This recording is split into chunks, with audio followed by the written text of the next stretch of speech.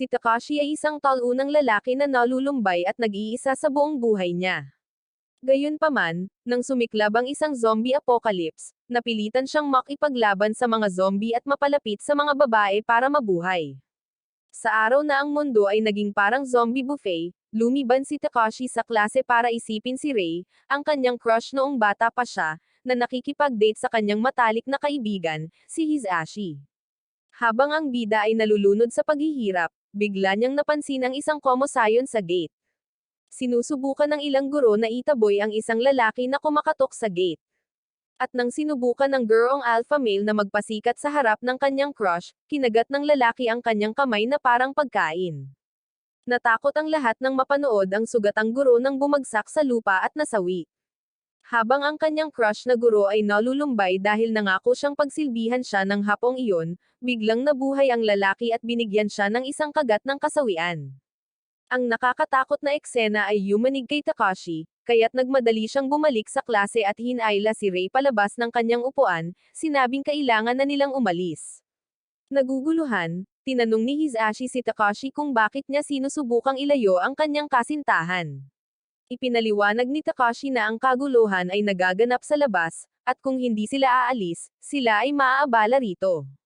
Sa sumunod na sandali, binawi ni Rei ang kamay niya at nagsimulang magreklamo na parang spoiled brat hanggang sa pinatahimik siya ni Takashi gamit ang isang sampal. Pinanood lang ni Hisashi ang drama at ilang sandali pa, lumabas na silang tatlo sa klase.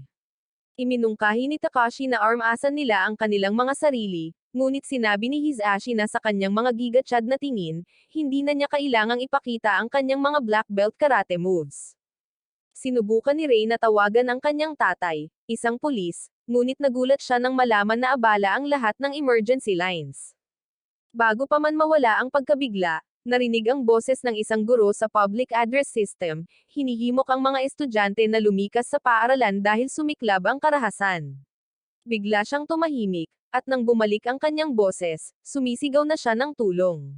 Sa sumunod na segundo, biglang nagkagulo ang lahat ng gawing tawiran ng Shibuya ang mga pasilyo ng mga takot na estudyante tuwing rush hour. Nang makita ang nangyayari, iminungkahi ni Hisashi kina Takashi at Rei na lumabas sila sa admin office. Pero paglabas nila, nakasalubong nila ang isa sa mga gurong nahawaan. Lumapit siya kay Rei na parang gusto niyang kumagat, pero ang babae ay gumalaw ng mabilis at nagsagawa ng combo attack sa matarik na bahagi hanggang sa tuluyan na siyang tinusok nito sa puso. Gayunpaman, patuloy pa rin itong gumagalaw, kaya nagsimula siyang magtaka kung kailan siya nag-audition para mapasama sa Walking Dead.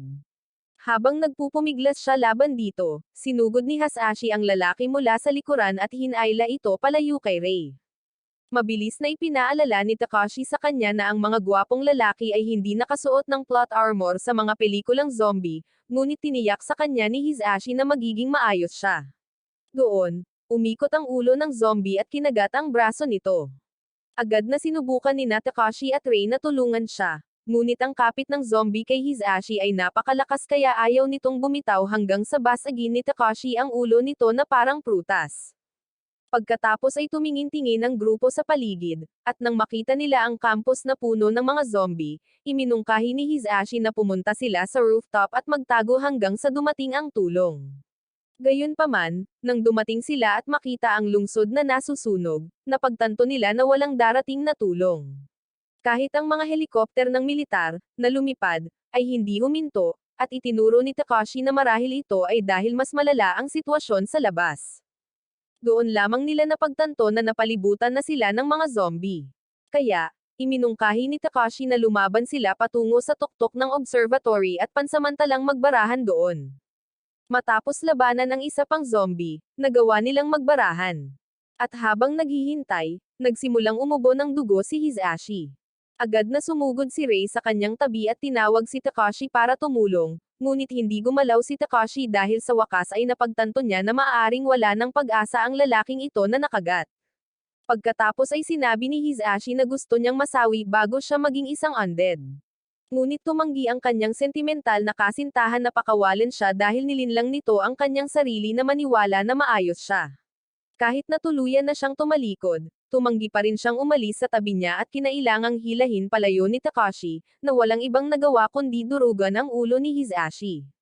Habang nakahiga ang walang buhay nitong katawan sa pagitan nila, sinabi ng walang utang na loob na si Rei na pinaslang ni Takashi ang lalaki dahil nagseselos ito dahil nagde-date sila.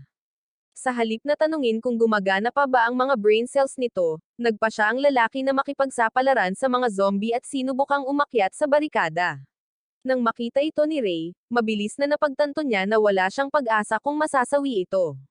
Kaya, niyakap niya ito at nagmakaawa na manatili sa kanya. Dahil naawa siya sa babaeng sawi, bumaba ito at niyakap siya ng mahigpit habang umiiyak ito ng malakas. Pagbalik sa loob, si Takage, na kaibigan din ni Takashi noong bata pa, ay bumuo ng isang hindi inaasahang alyansa sa isang nerd na nagngangalang Hirano. Habang tumatakbo sila para sa kanilang buhay, natakot si Hirano na magiging madali siyang target ng mga zombie na mahilig sa karne. Gayunpaman, sinabihan siya ni Takage na tumigil sa pagiging mahina dahil hindi pa siya handang masawi. Sa rooftop, tahimik na nakaupo sina Takashi at Rei, ngunit patuloy na binabalikan ni Takashi ang trauma ng pagtapos sa buhay ng kanyang matalik na kaibigan. Nang magising siya sa realidad, sinabi niya kay Rei na kailangan nilang alamin kung ano ang nangyayari sa labas. Kaya, hiningi ng babae ang telepono nito para tawagan ang kanyang ama, na isang pulis. Nang sagutin niya ang tawag, sinubukan niyang humingi ng tulong, ngunit hindi siya marinig ng lalaki dahil sa mahinang koneksyon. Habang sinusubukan niyang sabihan silang lumikas sa isang lugar, nakarinig sila ng putok ng baril, at pagkatapos ay naputol ang linya. Sa pangalawang pagkakataon ng araw na iyon, umiyak at nagluksa si Rei para sa kanyang ama, na hindi na alam ang kapalaran. Pagbalik sa loob ng gusali, habang pinagmamasdan ni Takage ang mga zombie sa pasilyo na gusto nilang daanan, tinanong ni Hirano kung mayroon ba siyang cellphone dahil gusto nitong tumawag ng pulis. Naisip ni Takage kung ang sobrang fast food ba ang dahilan kung bakit siya naging mabagal sa pisikal at mental na aspeto.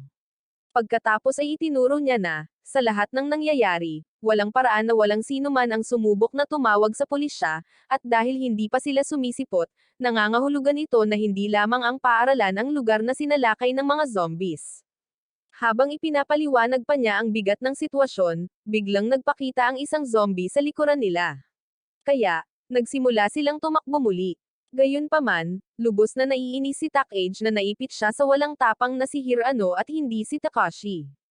Samantala, sa opisina ng nurse, habang binabasag ng isang lalaking estudyante ang ulo ng kanyang kaibigan matapos maging zombie ang lalaki at sinubukang kainin ang utak nito. Si Marikawa, ang nurse ng paaralan, ay casual na nagtitipon ng mga supply.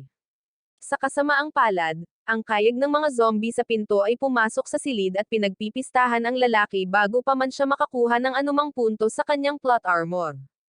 Habang naghahanda sila para kainin ang kanilang pangalawang putahe sa kanya, isang babae na nagngangalang Psycho ang dumating sa tamang oras at pinaslang silang lahat gamit ang kanyang espada para sa pagsasanay ng kendo. Pagkatapos ay kinausap niya ang lalaki, pinasalamatan ito sa pagsilbing kalasag para kay Marikawa. Pagkatapos ay pinaslang niya ito nang may pahintulot nito. Maya-maya pa, mas maraming zombie ang pumasok sa silid, kaya itinoon ni Psycho ang kanyang atensyon sa kanila. Samantala, nakarating na sina Takage at Hirano sa pagawaan ng paaralan, kung saan inilabas ni Takage ang lahat ng kagamitang mahahanap niya at sinabihan si Hirano na gumawa ng sandata mula sa mga ito. Habang sinisimulan ni Hirano ang pag-aayos ng mga gamit, nagsimulang kumatok ang mga zombie sa pinto. Kaya hinimok siya ni Takage na bilisan bago sila masawi na parang mga side character. Nang tuluyang makapasok ang mga zombie sa pinto at sinubukang kainin si Takage, sinimulan silang paputukan ni Hirano sa ulo gamit ang kanyang pansamantalang machine nail gun. Pagkatapos ay hiniling niya kay Takage na kunin ang mga sobrang pako at ibigay sa kanya. Ngunit nagreklamo ang mayabang na babae na hindi siya ang kanyang utusan. Bilang tugon, binigyan siya ni Hirano ng isang nakakasawi na tingin, na mabilis niyang binago sa isang ngiti habang dinagdagan ng "please" ang kanyang kahilingan. Nang nasawi na ang lahat ng mga zombie, lumipat sila sa pasilyo at sinimulan ang kanilang paglalakbay bilang mga nakaligtas sa post-apocalyptic. Pagbalik sa rooftop, nakapasok ang mga zombie sa barikada. Kaya, inatake sila ni Takashi at Rei ng hose ng tubig para malinis ang daan. Gayunpaman, kailangan pa rin nilang labanan ang ilan pang mga zombie para makabalik sa loob ng paaralan. Nang ligtas na silang nasa hagdanan, sinabi ni Takashi kay Rei na hahanap sila ng daan palabas ng campus at uuwi, tutulungan ang mga nakaligtas sa daan. Iminungkahi ni Rei na tumawag muna si Takashi, ngunit sinabi niya rito na walang sasagot dahil nakatira sa ibang lugar ang tatay niya at nasa trabaho ang nanay niya. Sinabi rin niya na ang pagtawag sa kanila ng paisa-isa ay magpapagulo sa kanila, gayong ang totoo ay nag-aalala siya na nahuli na sila. Sa kabilang panig ng gusali, kung saan naroon sina Takage at Hirano, kinumpirma ni Takage na ang mga zombie ay nagre-react lamang sa tunog sa pamamagitan ng paghagis ng basang-basahan sa isang locker. Habang pinapanood nila ang zombie na humahampas sa locker, nahinuha ni Takage na ang mga zombie ay bulag, na nangangahulugang maaari silang lumagpas sa kanila kung tatayo sila ng tahimik. Nang sabihin niya kay Hirano na aalis na sila, nag-atubili ang lalaki, ipinahayag ang kanyang pag-aatubili na maglakad hanggang sa lungsod. Kaya, sinabi niya rito na ang mga calorie na malapit na niyang masunog ang pinakakaunting alalahanin niya sa ngayon. Sa kasamaang palad, malakas ang kanyang pagsasalita. Kaya, lahat ng mga zombie sa pasilyong iyon ay nagsimulang lumapit sa kanila. Samantala, sina Saiko at Marikawa ay nasa kabilang pasilyo, at sinusubukan ni Marikawa na kumbensihin si Saiko na pumunta sa faculty room. Sinabi niya na naroon ang lahat ng susi ng kotse, kaya kailangan nilang pumunta roon anuman ang mangyari. Hindi umimik si Saiko habang pinapaalis niya ang mga zombie na kanilang nakasalubong sa halip na mag-home run gamit ang kanilang mga ulo. Dahil sa kuryosidad, tinanong ni Marikawa kung bakit niya ginagawa iyon, at sinabi ni Saiko sa kanya na gusto niyang maiwasan ang hindi kinakailangang away. Humanga sa kanyang pangangatwiran, sinubukan ni Marikawa na sumulong, ngunit natisod siya sa carpet sa tabi ng pinto. Nang makita ito, itinuro ni Saiko na ang mga damit ni Marikawa ay hindi angkop para sa pagtakbo at pinutol ang kanyang palda sa gilid. Hindi nagustuhan ni Marikawa ang pagbabago ng kasuotan na ito at nagsimulang magreklamo. Kaya, sinabihan siya ni Saiko na huwag maging please na baliw. Pagkatapos lang, nakarinig sila ng isang malakas na ingay, at mabilis na nahinuha ni Saiko na ito ay nagmumula sa faculty room. Tama ang kanyang hinuha, dahil si Hirano ang nagpapaputok ng mga pako sa mga zombie na nagtatangkang umatake sa kanya at kay Takage. Sa kasamaang palad, hindi gaanong nakatulong si Takage sa sitwasyong iyon, at paulit-ulit siyang nagrereklamo na hindi niya mapag-aralan ang mga zombie kung sawi na ang mga ito. Hindi pinansin ang kanyang reklamo, sinabihan ni Hirano si Takage na tulungan siyang lumaban, ngunit tumanggi ito. Kaya, itinuro niya na may zombie sa likuran niya. Nang makita ang nasabing zombie, mas malakas na sumigaw si Takage ng higit pa sa iyong kapitbahay na Chismosa, na nakakuha ng atensyon ni Rei, Takashi, Saiko, at Marikawa, na pawang nasa malapit. Sinubukan ni Hirano na paputukan ang zombie, ngunit naubusan na ng pako ang kanyang baril, kaya wala na siyang magagawa. Ang kawawang Takage ay natisod sa kanyang bag sa pagtatangkang umatras. Gayunpaman, nang lumapit sa kanya ang zombie, hinawakan niya ang drill gun na nakalapag sa sahig sa tabi niya at binutas ang ulo nito. Dumating sina Takashi at ang iba pa ng mga sandaling iyon, at agad silang kumilos upang tapusin ang mga natitirang zombie.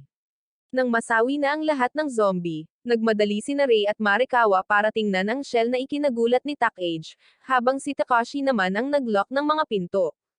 Dahil pareho silang nasa sitwasyon, unang nagpakilala si Saiko, at sumunod naman ang iba. Gayunpaman, na si Takage nang simulan niya silang pag-alitan dahil sa pag-arte nila na parang nasa tea party. Inilagay ni Saiko ang isang kamay sa balikat niya para pakalmeyan siya. Napagtanto na niya na ganoon ang ugali ni Takage dahil sa muntik ng masawi na karanasan niya. Sa loob ng ilang segundo, napaiyak si Takage. Kaya, niyakap siya ni Saiko hanggang sa maiiyak niya lahat. Pagkatapos, pumasok sila sa faculty room, at habang hinuhugasan ni Takage ang lahat ng dugo sa kanyang mukha, naghahanap si Marikawa para sa susi ng kanyang sasakyan. Gayunpaman, itinuro ni Saiko na masyadong maliit ang kanyang sasakyan para sa kanilang grupo at iminungkahi na sumakay na lang sila sa school bus. Habang pinag-uusapan nila kung saan sila pupunta pagkatapos umalis sa paaralan, napansin ni Takage na nakatutok si Rei sa telebisyon. Nang mapansin din ng iba, lahat sila ay nabaling ang kanilang atensyon doon at nagulat sa balita. Ayon sa reporter, hindi pa rin alam ang pinagmulan ng pagsiklab, at ang bilang ng mga nahawaan ay tumataas bawat minuto. Nasa kalagitnaan siya ng pag-uusap tungkol sa sasabihin ng gobyerno tungkol sa sitwasyon ng paputukan ng pulisya ang mga zombie na nasa isang body bag. Habang nanonood sila, inatake ang reporter, kaya pinutol ang broadcast at mabilis na napalitan ng isang studio broadcast. Hinimok ng bagong ulat ang lahat ng mga hindi pa nahawaan na manatili sa loob ng bahay hanggang sa susunod na abiso, at ito ay ikinagalit ni Takashi. Hindi niya maintindihan kung bakit hindi na nagsasalita pa ang gobyerno, at sinabi sa kanya ni Takage na ito ay upang maiwasan ang malawakang pagkataranta. Nang ibalik ang kanilang atensyon sa telebisyon, nalaman nila na ang pandemya ay laganap sa buong mundo at wala sa mga gobyerno ng mundo ang nakakaalam kung aling hakbang ang gagawin. Ang pagkaunawa na ilang oras pa lamang ang lumipas bago naging isang horror movie set ang mundo ay ikinagulat ni Rei sa kaibuturan niya, at humingi siya ng ginhawa sa tabi ni Takashi. Sinubukan din niyang linlanggan ang sarili sa paniniwalang babalik sa normal ang mga bagay-bagay sa lalong madaling panahon, ngunit sinabihan siya ni Takage na huwag masyadong umasa. Pagkatapos ay inihalin tulad niya ang pagsiklab sa pagsiklab ng trangkaso sa Espanyol noong 1918, na tumapos sa buhay ng humigit kumulang 50 milyong tao. Gayunpaman, ikinatuwiran ni Marikawa na ang sitwasyon ay mas katulad ng Black Death noong ika-14 na siglo, na pumaslang sa mahigit 1/3 ng populasyon ng Europa.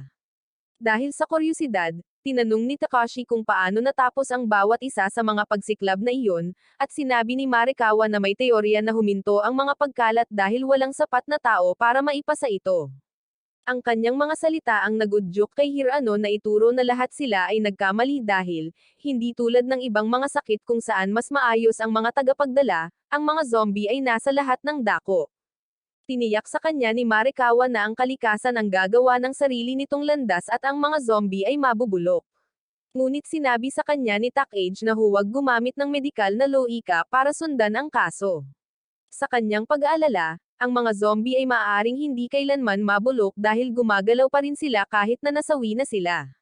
Pagkatapos ay sinabi sa kanila ni Saiko na kailangan muna nilang umalis sa paaralan at alamin kung maayos ba ang kanilang mga pamilya. Pumayag silang magtulungan, at matapos tipunin ang lahat ng kanilang mga gamit, sinabihan sila ni Takage na tumungo sa mga pintuan sa harap, na mas malapit sa parking lot. Para makarating doon, pinabagsak nila ang mga zombie na kanilang nakasalubong, ngunit nang makarating sila sa hagdan, pinayuhan sila ni Saiko na huwag makipaglaban ng hindi kinakailangan.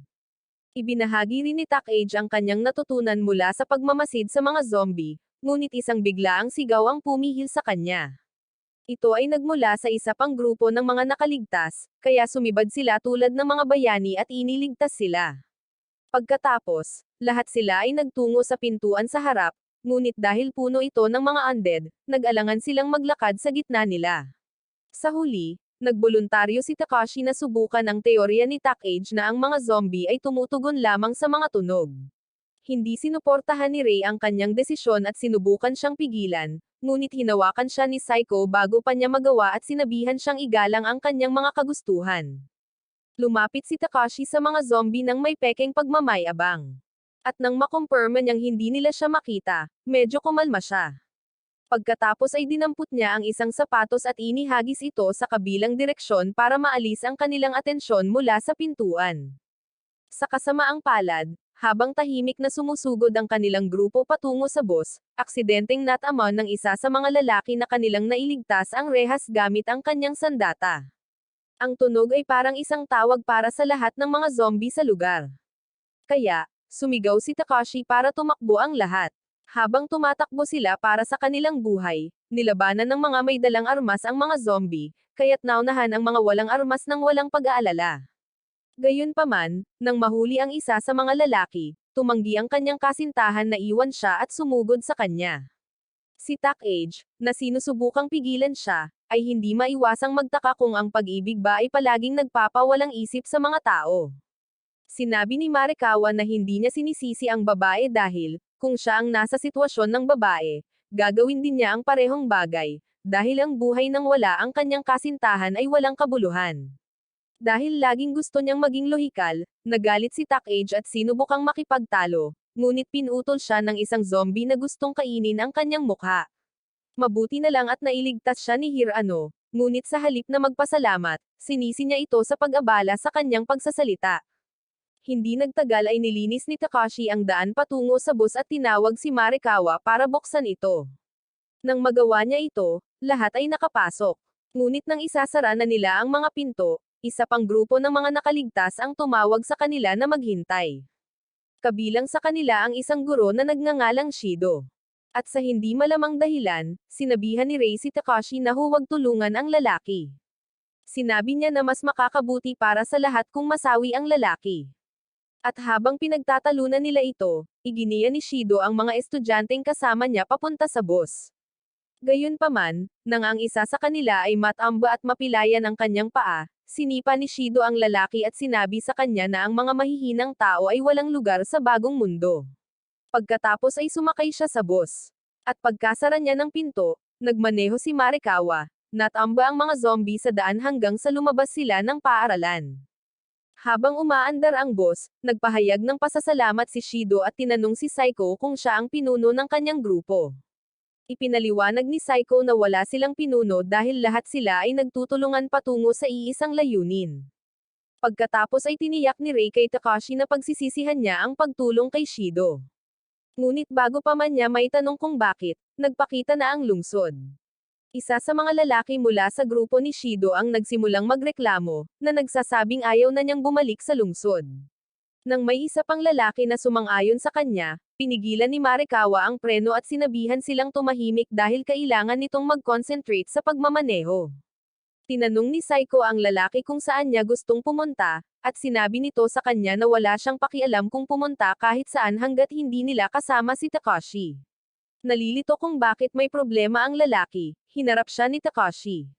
Ngunit sa halip na sumagot, sinubukan siyang saktan ng lalaki. Mabilis na pumasok si Rei at tinuruan ang lalaki. Kaya pinuri siya ni Shido para sa mahusay na trabaho. Gayunpaman, may ibang plano ang lalaki. Sinabi niya na kailangan nila ng isang pinuno at pagkatapos ay hinirang ang kanyang sarili para sa posisyon dahil gusto niyang maging kontrolado ang lahat. Pumayag ang mga estudyanteng sumama sa kanya na maging pinuno nila siya. At labis itong ikinainis ni Rei kaya bumaba siya ng bus. Nang yayain siya ni Takashi na bumalik, sinabi niyang ayaw niyang makipag-ugnayan kay Shido, at sinabihan siya ng mayabang na lalaki na malaya siyang umalis. Agad siyang sinabihan ni Takashi na tumahimik at hinabol si Rei, ngunit habang sinusubukan niyang kumbensihin siyang bumalik, isang bus na puno ng mga zombie ang mabilis na lumapit sa kanila. Napaalis ni Takashi si Rei sa daan, ngunit natrap sila ng bus sa loob ng tunnel at nasusunog. Tinawag sila ni Saiko mula sa kabilang panig, tinatanong kung ayos lang sila, at tiniyak ni Takashi na ayos lang sila. Sinabi rin niya sa kanya na maaari silang magpatuloy nang wala sila, ngunit nangako silang magkikita sila sa Eastern Police Station kinabukasan. Pagkaalis ni Marikawa, sumabog ang nagliliyab na bus. Kaya kinailangang makaligtaan ni Takashi at Rei ang isang imposibleng daan palabas ng tunnel nang walang problema. Bago pa sila makahinga ng malalim, isang zombie na nakasuot ng helmet ang sumalakay kay Takashi. Kaya't hinampas ito ni Rei gamit ang isang slab ng bato. Pagkatapos ay tinulungan niya itong makatayo, at magkasama nilang hinanap ang motor ng zombie, na kanilang minamaneho patungo sa lungsod. Pagkatapos magmaneho ng ilang sandali, ipinarada ni Takashi ang motor. At habang nakatingin sila sa lungsod, tinanong ni Rei kung sa tingin niya ay maaari silang iligtas. Sinabi ni Takashi na hindi, ipinaliwanag na sa lahat ng nangyayari, walang sino man ang gugustuhing ipagsapalaran ang kanilang mga sarili para sa sinuman. Totoo ang sinabi niya, ngunit nagalit si Rei at nagsimulang magreklamo na palagi siyang nagsasabi ng mga maling bagay sa maling oras. Nang sandaling iyon, narinig nila ang mga zombie na paparating, kaya umalis si Takashi upang maiwasan ang pagharap sa kanila. Samantala, ang bus na may sakay na iba ay na-stuck sa trapiko dahil naglagay ang pulisya ng roadblock at sinusuri ang lahat ng sasakyan upang matiyak na hindi makakapasok ang mga taong nahawaan. Dahil mabagal ang takbo ng kanilang bus, hinulaan ni Takage na mag-uumaga pa bago sila makarating sa tulay.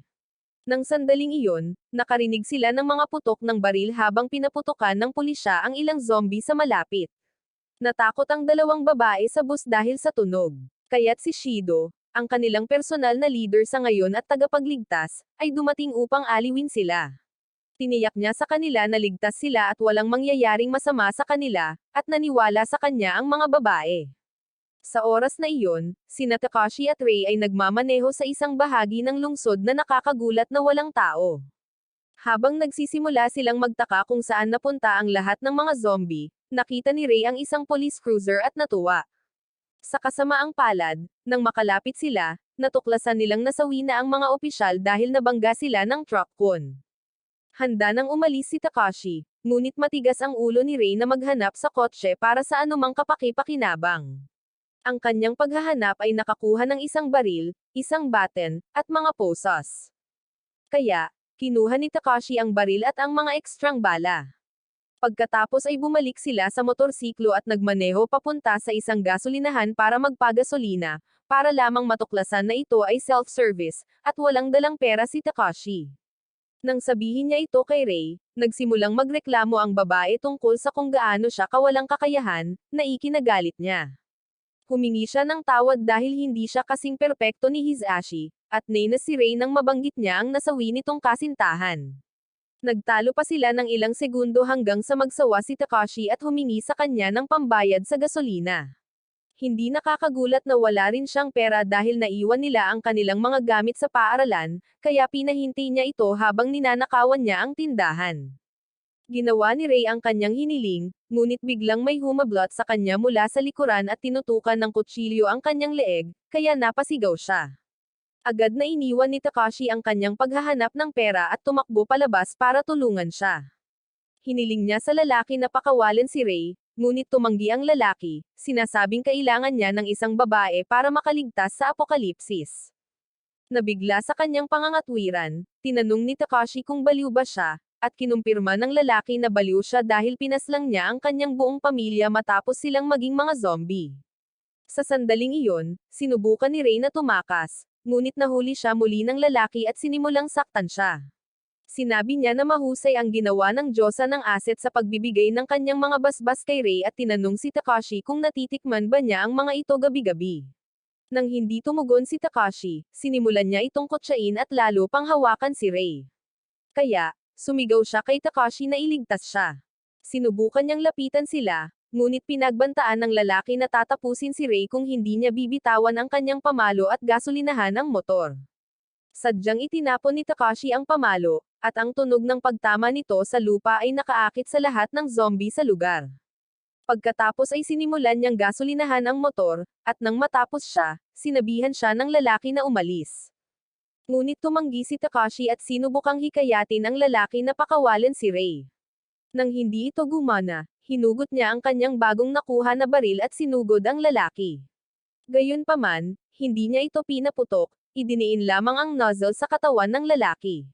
Nang makita ito, natakot ang lalaki at tinanong kung handa ba siyang sumugal sa pamamagitan ng pagputok sa kanya. Sumagot si Takashi na handa siyang sumugal para sa kanyang babae, at sa sumunod na sandali, pinaputukan niya ang lalaki. Dahil sa sakit, napilitan ang lalaki na bitawan si Rei, at habang nakaluhod ito sa lupa, nagsasabi ng mga kalapastanganan, nilapitan siya ni Rei dala ang kanyang sandata. Balak niyang gumanti sa ginawa nito sa kanya ngunit sinabihan siya ni Takashi na huwag sayangin ang kanyang lakas sa isang lalaking tapos na. Itinoon din ng lalaki ang kanyang atensyon sa paparating na grupo ng mga zombie, kaya sumakay siya sa motor sa likuran niya. Habang paalis sila, nagmakaawa ang lalaki na huwag siyang iwan, ngunit hindi pinansin ang kanyang mga sigaw at lumapit ang mga zombie sa kanya. Pagkalipas ng ilang oras, sumikat ang araw, at habang nagpapatuloy sina Takashi at Rei sa kanilang paglalakbay, binalaan ni Takashi si Rei na maging handa na makilala ang iba pang katulad ng lalaki. Tumanggo si Rei at isinandal ang kanyang ulo sa kanyang likuran, hindi alam na nakakaramdam siya ng pagkakasala sa pagdudulot ng pagkasawi ng isang tao, kahit na nararapat lang ito sa lalaki. Nang sandaling iyon, isang eroplano ang lumipad, at nagsimulang kumaway si Rei dito dahil gusto niya. Samantala, sa paliparan, isang eroplano ang naghahanda ng lumipad, ngunit ang runway ay puno ng mga zombie. Para malutas ang isyu, Isang sniper team ang ipinadala para puksain sila, at nang matapos nila ang kanilang trabaho, isa sa kanila ang tumawag sa control tower gamit ang radyo. Tumayo ang kanyang partner na si Rika at nagsimulang alisin ang kanyang bulletproof vest habang nagrereklamo siyang naiipit ang kanyang mga asset. Nag-alok ang lalaki na tumulong sa pagmamasahe sa kanila, ngunit sinabi niya rito na hindi niya ito tipo. Dahil sa pagtanggi ng babae, inilipat ng lalaki ang usapan tungkol sa kung paano nakapasok ang mga zombie sa offshore airport.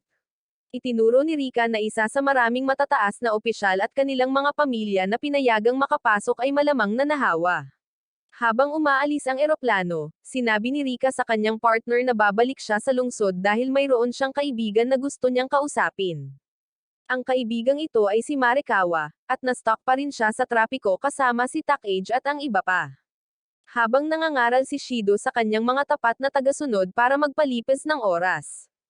Ang nakasakay na si Takage, nasawang-sawa na sa kanyang mga kasinungalingan ay ginaising si Hirano, at tinanong kung paano siya makakatulog ng mahimbing sa ganoong sitwasyon.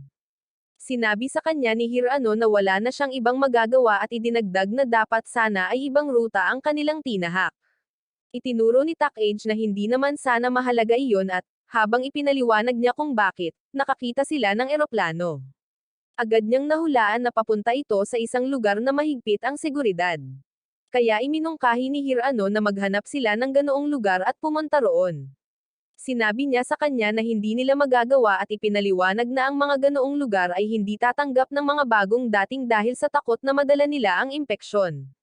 Sa katunayan, ang kanilang determinasyon na mabuhay ay gagawin silang mga walang pusong nilalang na handang isakripisyo ang sinuman.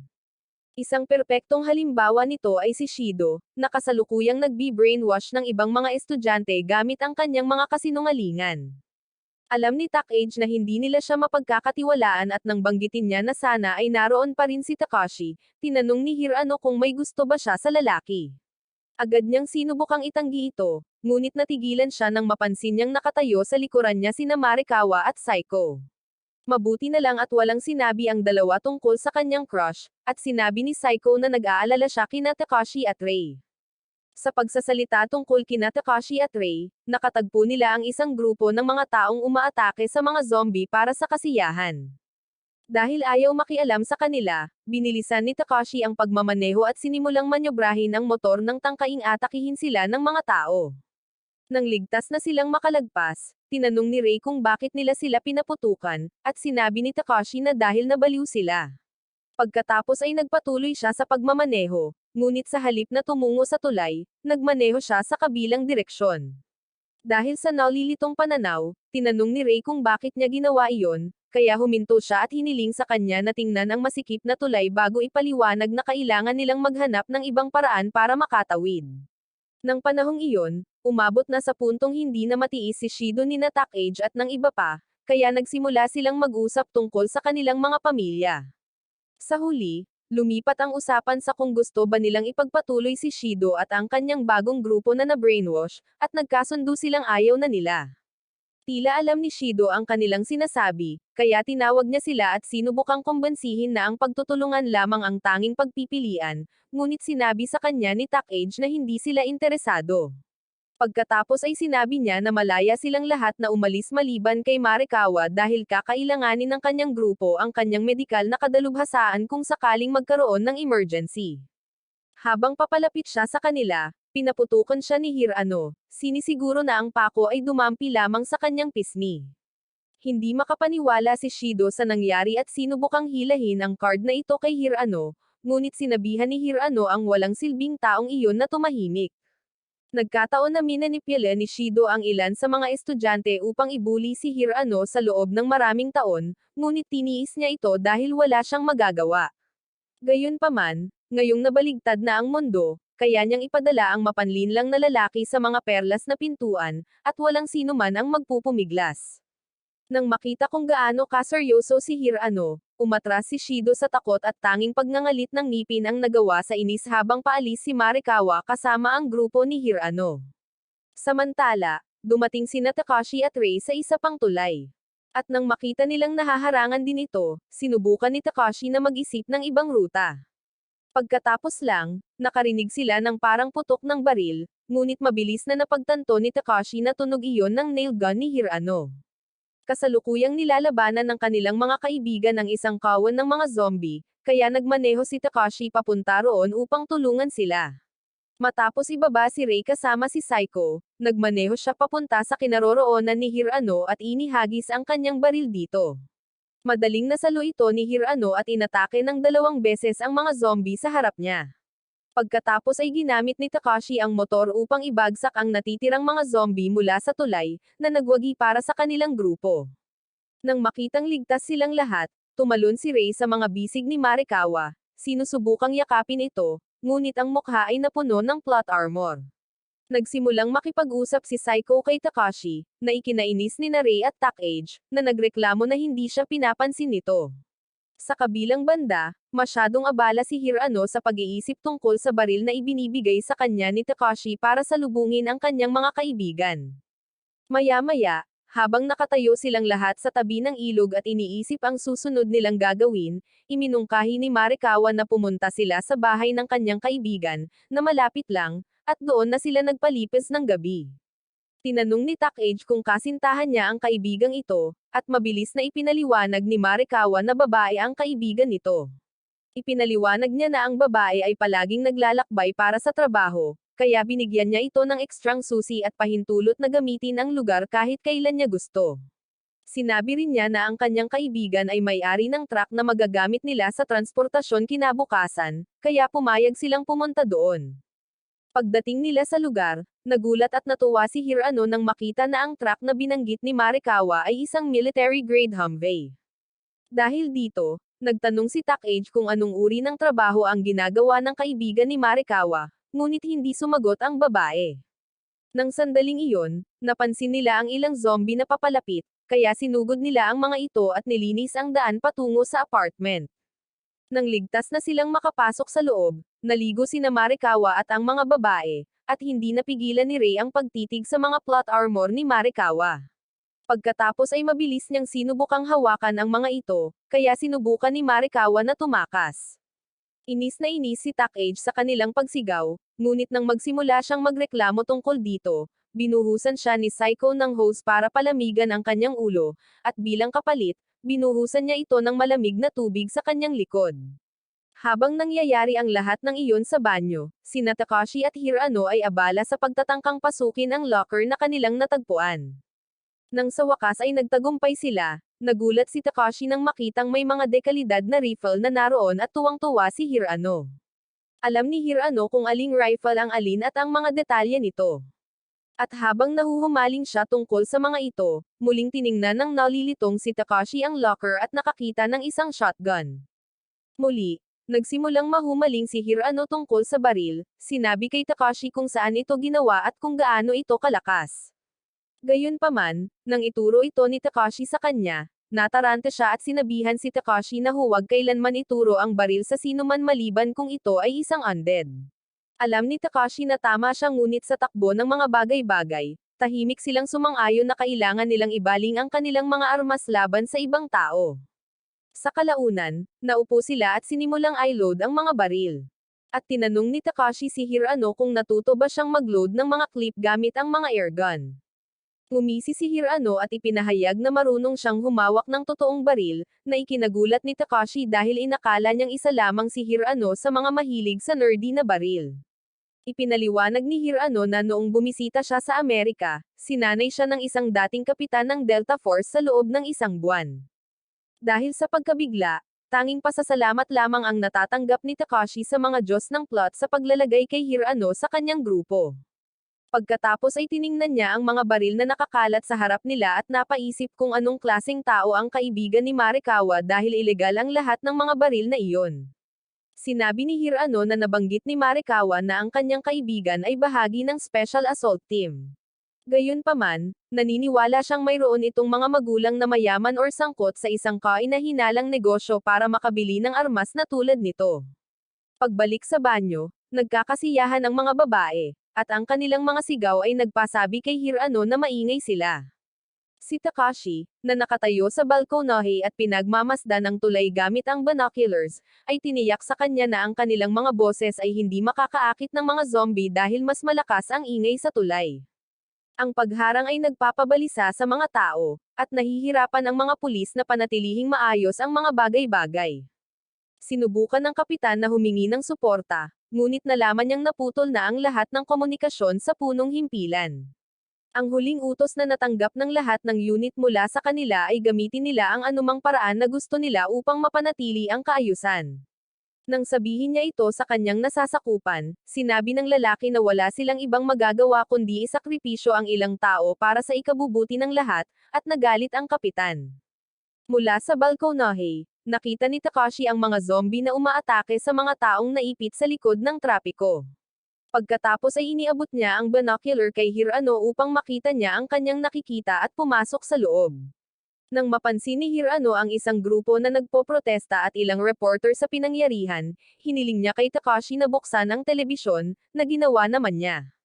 Ayon sa mga ulat, sinisisi ng mga nagpoprotesta ang gobyerno sa pagsiklab, na sinasabing ito ay isang biological weapon na kanilang binuo kasama ang gobyerno ng Amerika. Nadama ni Takashi na ang mga tao ay kumukuha ng mga straw dahil hindi maipaliwanag ng agham ang nangyayari. At sinabi ni Hirano na ang kanilang pinuno ay malamang na masyadong naglaro ng mga video game. Nang sandaling iyon, pinaputukan ng mga pulis sa tulay ang mga zombie, sinusubukang itulak sila pabalik, ngunit tumigil sila nang makita nila ang isang desperadong ina na humihingi ng tulong para sa kanyang anak na may impeksyon. Nang kagatin ng anak ang kanyang ina, pinaputukan ng isa sa mga opisyal ang babae, ngunit mali ang pagkakaintindi ng mga nagpoprotesta sa kanyang mga ginawa. Inaangkin ng kanilang pinuno na sinasaktan ng mga pulis ang mga inosenteng sibilyan, at sinimulang tipunin ang kanyang mga tauhan upang ipahayag ang kanilang mga tinig laban sa kawalan ng katarungan. Nang makita ito, nilapitan ng kapitan ang grupo at mahinahong hiniling na umalis dahil nagdudulot sila ng istorbo. Ngunit inakusahan ng pinuno ang lalaki ng pagtatangkang patahimikin ang katotohanan para sa gobyerno. Nang simulan niyang muling hikayatin ang kanyang grupo, binunot ng kapitan ang kanyang baril at pinaputukan siya hanggang sa masawi, na ikinagulat ng lahat. Di nagtagal pagkatapos noon, naputol ang live feed. Nag-alalang iminungkahi ni Takashi na kunin na nila ang mga babae at umalis. Sinabi sa kanya ni Hirano na hindi magandang ideya iyon dahil masyadong madilim para makakita sila ng malinaw. Nang sandaling iyon, isang lasing na si Marikawa ang lumapit kay Takashi mula sa likuran at sinubukang tingnan kung may laman ang baril nito, ngunit pinigilan siya nito, kaya kinas na lang niya ang pisngi nito. Dahil sa gulat, sinubukan niya itong itulak palayo, ngunit hindi sinasadyang nahawakan ang mga plot armor nito, dahilan para mapasigaw ito ng masaya. Mabilis na inalis ni Takashi ang mga kamay nito at humingi ng tawad, ngunit sinabihan siya ni Marikawa na huwag mag-alala bago ilipat ang atensyon kay Hirano. Nang ikis niya ang pisngi nito, umakyat ang dugo sa ulo nito at lumabas sa katawan nito sa pamamagitan ng ilong nito, dahilan para agad itong mawalan ng malay. Tila natuwa si Marikawa sa ginawa nito, at nang subukang balaan siya ni Takashi, nawalan ito ng malay sa kanyang mga bisig. Nakakagulat na nagising si Hirano at nakatakas sa balkonahe para pakalmeyan ang sarili. Kaya hiniling ni Takashi na magbantay muna siya bago bumaba kasama si Marikawa. Habang papunta, nakasalubong niya si Ray, na natuklasan niyang lasing din nang magsimula itong magsalita ng kalokohan. Kalaunan, ang kanyang kalokohan ay nauwi sa pag-aalala tungkol sa kanyang ama, at sa sumunod na sandali, nagsimula siyang umiyak. Ilang sandali pa, matapos matagumpay na mapatulog ni Takashi si Marikawa, pumunta siya sa kusina upang maghanap ng merienda at nadatnan si Saiko na nagluluto. Ang babae ay nagsusuot lamang ng apron, na halos walang natira sa imahinasyon. Kaya't napasigaw siya sa gulat at umatras. Nang mapagtanto na ang damit nito ang sanhi ng kanyang reaksyon, ipinaliwanag ng babae na inilagay niya ang lahat ng kanilang mga damit sa washing machine. Dahil sinusubukan niyang huwag siyang pansinin ng walang kahihiyan, tinawag siya ni Ray, na nakaupo sa hagdan, na lumapit sa kanya, at ginawa niya ito. Gayunpaman, nang simulan niyang pag-usapan si Hisashi at ikumpara si Takashi sa kanya, nagalit si Takashi. Galit niyang sinabihan siya na itigil ang paggawa nito at hayaan na lang ang mga nasawi na magpahinga, dahil hindi siya magiging katulad ni Hisashi. Sa kalagitnaan ng pagrereklamo, inamin niya na nakonsensya siya sa walang buhay na si Hisashi, at sa tuwing ibinabalita niya ito sa kanya, naaalala niya ito. Bigla, lumapit si Rei sa kanya, sinusubukang ikis siya, at hindi man lang lumaban si Takashi. Samantala, sa tulay, inutusan ng mga pulis ang isang operator ng bulldozer na itulak ang lahat ng bagay sa likod ng barikada habang sinusubukang tumakas ng mga tao. Nabalot ng guilt ang kapitan at pinaputukan ang sarili sa ulo. Pagbalik sa bahay, natauhan si Takashi at sinubukang pigilan si Rei sa pagkiss sa kanya, ngunit tumawa lang ito. Nang sandaling iyon, narinig nila ang isang asong tumatahol sa labas, kaya tumakbo siya pataas para tingnan kung ano ang nangyayari. Mabilis na sinenyasan siya ni Hirano na tumahimik, at doon niya nakita na ang mga kalye ay puno ng mga zombie na itinulak ng bulldozer pabalik. Pinanood nila ang mga tao habang sinusubukan at nabigo silang labanan ang mga zombie, at napagpasyahan ni Takashi na lumala ang sitwasyon. Hindi nagtagal ay sumama si Saiko sa kanila, at nang mapansin nila ang isang binata na malapit ng kainin, sinubukan siyang iligtas ni Takashi. Agad siyang tinawag ni Hirano na huminto, at itinuro ni Saiko na kung papuputukan niya ang kanyang baril, ipapakita niya ang kanilang lokasyon. Pagkatapos ay inaf niya ang lahat ng ilaw, ipinaliwanag na ang pagpapanatili ng mga ito ay makakaakit lamang sa mga buhay sa kanila, at sa kasamaang palad ay wala sila sa posisyon upang tumulong sa sinuman. Nang hindi nagsalita si Takashi, ibinalik niya ang binocular sa kanya at pinayuhan itong masanay sa pagiging kontrabida dahil nagbabago ang mundo. Bago siya tumungo sa ibaba, sinabi niya rito na sa tingin niya ay iba siya. At sumagot si Saiko na hindi lahat ay maaaring maging katulad ng isang bayani. Pagkatapos ay bumalik si Takashi sa labas at ginamit ang binocular upang obserbahan ang nangyayari. Nalulungkot siya tuwing makakakita siya ng kinakain, ngunit alam niyang wala siyang magagawa. Nang sandaling iyon, nakita niya ang isang mag-ama na naghahanap ng kanlungan sa isang bahay na bukas ang lahat ng ilaw. Ayaw silang tulungan ng mga tao, kaya't nagmakaawa ang ama na kunin na lamang ang kanyang anak na babae. At nang tumanggi pa rin sila, nagbanta siyang sisirain ang pinto. Nakakagulat, ito ang nagtulak sa mga tao na buksan ang pinto.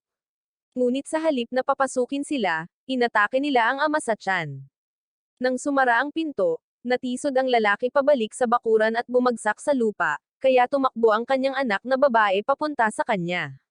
Kahit alam niyang naghihingalo na siya, tiniyak ng lalaki sa kanyang anak na maayos siya at nangako sa kanya na magiging maayos ang lahat. Pagkatapos ay ginamit niya ang kanyang hininga upang hilingin sa kanyang anak na magtago. Ngunit nagsimulang umiyak ang batang babae at nagmakaawa sa kanya na huwag siyang iwan. Ang kanyang nakakaiyak na hikbi ay umakit sa mga zombie sa kanya. At nang makita ito ni Takashi, sinubukan niyang huwag tumingin. Gayunpaman, biglang sinimulang paputukan ni Hirano ang mga zombie gamit ang kanyang rifle, na nagbigay daan sa batang babae na makahanap ng lugar na mapagtataguan. Ang aso, na matagal nang tumatahol, ay sumugod din sa kinaroroonan niya at sinubukang protektahan siya. Nang makita ito, tinanong ni Takashi si Hirano kung bakit niya nilabag ang kanyang patakaran sa pagbawal sa pagpapaputok, at sinabi ni Hirano na tanging isang walang pusong tao lamang ang makakapanood na kainin ang isang batang babae. Pagkatapos ay sinabihan niya si Takashi na kunin ang babae, na nangangakong magbibigay ng kanlungan mula sa balkonahe. Kaya, nagmamadaling umalis si Takashi. Pagkababa niya at sinabi kay Rei kung saan siya pupunta, iginiit ng babae na sumama sa kanya, ngunit tumanggi siya, sinabing hindi niya kailangan ng kasama. Sinubukan ni Rei na makipagtalo, ngunit sinabihan siya ni Saiko na huwag mag-abala at nangako kay Takashi na babantayan nila ang bahay hanggang sa bumalik siya. Dahil wala siyang magagawa para kumbensihin si Takashi, ibinigay ni Rei sa kanya ang revolver para sa karagdagang proteksyon. Pagkatapos nito, sumakay siya sa kanyang motor at mabilis na lumabas ng compound nang buksan ng mga babae ang gate, na nakakuha ng atensyon ng lahat ng mga zombie sa lugar. Nagising din si Takage at lumabas para alamin kung ano ang dahilan ng lahat ng kaguluhan. At sinabi sa kanya ni Rei na natuklasan na nila muli ang kanilang pagkatao. Gaya ng ipinangako, nagbigay ng suporta si Hirano mula sa balkonahe. Ngunit nang marating ni Takashi ang babae, naaksidente ito ng kaunti. Sa kabila nito, mabilis siyang bumangon at nagmadaling iligtas ang babae na umiiyak sa sulok para sa mga magulang nito. Dinurog niya ang lahat ng mga zombie gamit ang isang crowbar. At nang may isang taong sumubok na palihim na lumapit sa kanya, itinapat niya ang kanyang baril sa bibig nito at pinaputukan ito. Pagbalik sa bahay, ginaising ni Takage si Marikawa at sinabihan si Hirano na maghanda na sa paglipat dahil hindi sila maaaring manatili doon matapos magdulot ng ganitong kaguluhan. Halos hindi narinig ni Hirano ang sinabi niya dahil abala ito sa pakikipaglaban para sa kanyang buhay matapos makita si Marikawa na nakasuot ng kanyang birthday suit. Matapos kunin ang kanilang mga gamit, lumabas sina Takage at Marikawa. At doon na napansin ni Takage na walang suot ang babae. Agad niya itong sinabihan na magsuot ng damit at habang ginagawa niya ito, kinausap niya sina Rei at Saiko tungkol sa kanilang susunod na gagawin. Sinabi ni Saiko na dahil lahat ng zombie ay nakatuon kay Takashi, madali nilang mailalagay ang lahat sa sasakyan. Gayunpaman, kailangan nilang magmaneho papunta sa kinaroroonan ni Takashi dahil hindi niya kayang imaneho ang motorsiklo pabalik sa kanila. Habang pinag-uusapan ito ng mga babae, tinulungan ni Takashi ang batang babae na magbigay ng huling pagpupugay sa kanyang ama at hinayaan itong umiyak ng buong puso. Pagbalik sa bahay, natapos na ng mga babae ang paglalagay ng lahat ng kailangan nila sa Humvee at sinenyasan si Hirano na bumaba. Habang iniimpake ang kanyang mga gamit, tumingin si Hirano sa ibaba at humanga nang makita si Takashi na ginagamit ang bakod bilang kanyang ruta sa pagtakas. Nakasakay sa likod ang batang babae, at ang aso ay ligtas na nakatago sa kanyang damit, at patuloy na nagdarasal na sana ay hindi siya mabaigo sa kanyang balanse. Habang patuloy silang gumagalaw, biglang sinabi sa kanya ng batang babae na kailangan niyang mag-CR, at doon nalaman ni Takashi na may isang taong ayaw sa kanya sa sansinukob. Hiniling niya rito na pigilin ito hanggang sa makarating sila sa isang ligtas na lugar, ngunit sinabi nitong hindi niya kaya. Kaya, wala siyang ibang magawa kundi sabihin dito na hayaan na lang ito. Pagkagalaw niya, sinubukan niyang gumalaw muli, ngunit isang zombie ang humawak sa kanyang paa at muntik na itong hilahin pababa. Mabilis na umatras si Takashi ng ilang hakbang, at pagkatapos itong sipin, nagsimula siyang maghanap ng ibang daan palabas. Nang sandaling iyon, mabilis na dumating ang ugong patungo sa kanila, kasama sina Saiko at Harino sa itaas, handang-handa na sa aksyon. Nang makarating sila sa kinaroroonan ni Takashi, tumalon pababa si Saiko at nagsimulang basagin ang mga ulo habang si Hirano ay nagpaputok sa utos ni Takage. Inakala ni Takashi na baliw sila, ngunit natuwa rin siya na dumating sila at tumakbo patungo sa kanila. Nang ligtas na siyang makasakay sa truck, mabilis na umalis si Marikawa at hindi tumigil sa pagmamaneho kahit sumikat na ang araw. Samantala, sakay ng Air Force One, ang unang ginang ng Estados Unidos at ilang iba pang matataas na opisyal na naging zombie ay pinapaputukan ng Secret Service. Sa isa pang silid, sinusubukan ng Vice-Presidente na kumbansihin ang Pangulo na ilagay ang mga nuclear code at mag-issue ng utos na ilunsad ang mga missile. Naniniwala siya na kung mauuna silang sumalakay, mapoprotektahan nila ang kanilang bansa mula sa mga susunod na pag-atake ng ibang mga bansang naghahangad na samantalahin ang pandemya. Dahil pareho silang nakagat ng Pangulo, hinimok niya ang Pangulo na ilagay ang code dahil ito ang magiging huling paglilingkod nila sa kanilang mga tao.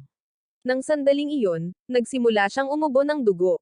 Kaya, humingi siya ng tulong sa isang tao para maalis siya sa kanyang paghihirap bago siya maging zombie. Pagbalik sa Japan, ginamit ng grupo ni Takashi ang truck para tawirin ang ilog dahil amphibious ito. Habang tumatawid, nagbantay si Takage. Nilibang ni Hirano ang batang babae na ang pangalan ay Alice habang natutulog sina Takashi at ang iba pa. Nang malapit na silang makarating sa kabilang panig, tinawag ni Marikawa ang tatlong natutulog na dilag para magising. Gayunpaman, tanging si Rei lamang ang nakarinig sa kanya. Pagkatapos ay naglaan ng ilang sandali ang babae upang humanga kay Takashi, ngunit nang mapansin niya kung gaano kapayapa ang hitsura ni Saiko habang natutulog ito sa kanyang kondongan, nagselos siya at kinurot ito. Nagising si Takashi at tinanong kung ano ang nagawa niya para matanggap iyon, ngunit nagulat siya nang mapansin niya si Saiko sa kanyang kondongan. Ang biglaang pagungal nito ay nagpaangat sa kanya ng ulo, at habang lumilingon siya sa paligid ng may pagkalito, sinabi ni Rei sa kanya na naglalaway siya, na nagpahiya sa kanya. Sa kalaunan, lahat sila ay lumabas ng Humvee. At habang inaalagaan ng mga babae si Alice, nag-usap sina Takashi at Hirano. Sinabi ni Hirano kay Takashi na nalaman niya kay Alice na dapat makipagkita ang ina nito sa kanya at sa kanyang ama, ngunit hindi ito samipot. Kumbinsido ang mga lalaki na naging zombie na ang babae at pumayag na alagaan si Alice mula ngayon. Pagkatapos lang, narinig nila si Marikawa na nag-anunsyo na kumuha siya ng mga damit mula sa bahay ni Rika at hiniling sa mga babae na pumili ng kahit anong gusto nila. Habang nagsisimula silang pumili ng mga damit, sinubukan ni Hirano na kumbansihin si Takashi na tingnan sila, ngunit sinabihan niya ang lalaki na huwag gawin ito. Nagsimula ring tumahol ang aso na parang naiintindihan niya ang sinabi ni Hirano. Kaya, binuhat siya ni Takashi at sinabihang tumigil. Habang hawak pa rin niya ang aso, na pinangalanan ni Hirano na Zeki, iniabot ni Hirano sa kanya ang shotgun na natagpuan nila sa locker. Ayaw itong kunin ni Takashi dahil hindi niya alam kung paano ito gamitin. Ngunit iginiit ni Hirano at ipinakita kung paano niya ito magagamit. Gayunpaman, nalito si Takashi dahil hindi siya magaling sa pag-aaral. Kaya, sinabihan siya ni Hirano na itago na lang ang baril at gamitin na lang ito bilang pamalo. Sa sandaling iyon, natapos nang magpalit ang mga babae, at dahil nakasuot sila ng post-apocalyptic outfit, nagmadali ang mga lalaki na humanga sa kanila. Nang tanungin kung nagustuhan nila ang kanilang nakita, sinabi ni Takashi na mas nag-aalala siya kung marunong ba itong gumamit ng baril. Inamin ni Rei na hindi niya alam, kaya sinabi ni Hirano na ang rifle ay may kasamang military bayonet, na maaari niyang gamitin bilang sibat. Nang sandaling iyon, tinawag ni Takage ang mga lalaki, hiniling sa kanila na pumunta sa kalsada at magmanman sa lugar. Ginawa ng mga lalaki ang sinabi sa kanila, at nang makumpirma nilang malinis na ang baybayin, sinenyasan nila si Marikawa na magmaneho papunta roon. Nang magtipon silang lahat, iminungkahi ni Takashi na pumunta muna sila sa bahay ni Takage, ngunit binalaan siya na huwag umasa.